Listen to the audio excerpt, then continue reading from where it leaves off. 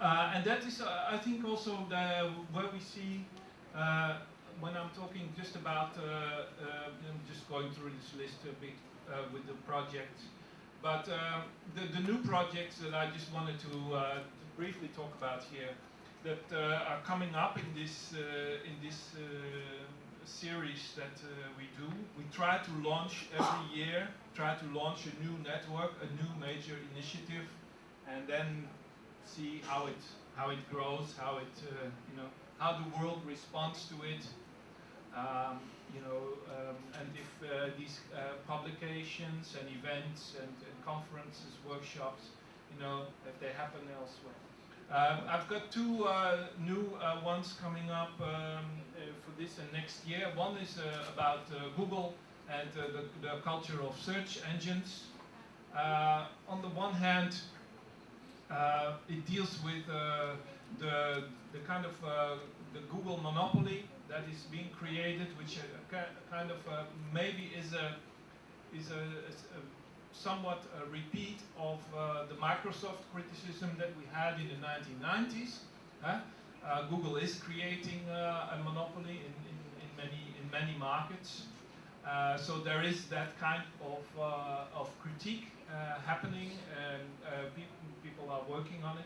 But I have to say the event that we're now planning in November is kind of a bit broader than just corporate bashing or something like that. And focuses on to more understand the politics and aesthetics of search engines, also from the artist perspective. Also, we want to put a lot of emphasis, in fact, on the alternative search engines, because there's an awful lot of alternatives out there, and I think they just need to have more. They need more attention, and we need to also talk more about the alternatives to Google. Much in the same way, maybe. As free software and open source developed in the 1990s, also in response to Microsoft. So there's that, and in a way this is already a third event, because the first happened in Maastricht in 2007, and then there was a smaller event in Vienna last November called Deep Search, organized by the public net-based people there. So in Europe, we kind of see that we are gathering some momentum in understanding, to get a better cultural understanding of the importance of search engines and Google in particular. Because recently I heard somebody saying, yeah, I don't use the internet anymore, I use Google. And I thought that was kind of so cute. It really summarizes so much, of what many ordinary people do. And I think the search engines are becoming so important, also in everyday life of people. When you're in the kitchen and you start cooking, well, the first thing you do is you go to the search engine and look for the recipe, right? I mean, this is already what millions of people are doing. So, in that sense, it goes way beyond a political economy of a company like Google. Okay, the second project is kind of related to this, and it's kind of a critical call for people who are doing interesting work about Wikipedia. The problem with Wikipedia is that it's a cult centered around Jimmy Wales, and everybody knows this. It's centered around the Wikimedia Foundation, and the Wikimedia Foundation already has a complete monopoly over the Wikipedia research that is happening. They are controlling their own research. It's kind of funny, but what we are trying to do is we're trying to organize the first independent, critical Wikipedia gathering of people who are doing work in this field. Wikipedia is already for quite a long time is in the top 5 of most visited websites worldwide. It's quite phenomenal. It's a real success.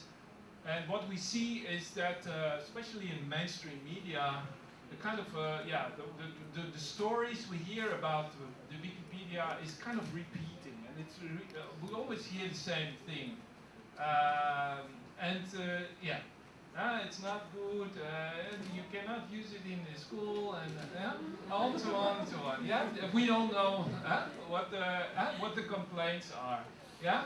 And then you are in the defensive position. No, Wikipedia is very good, and so yeah.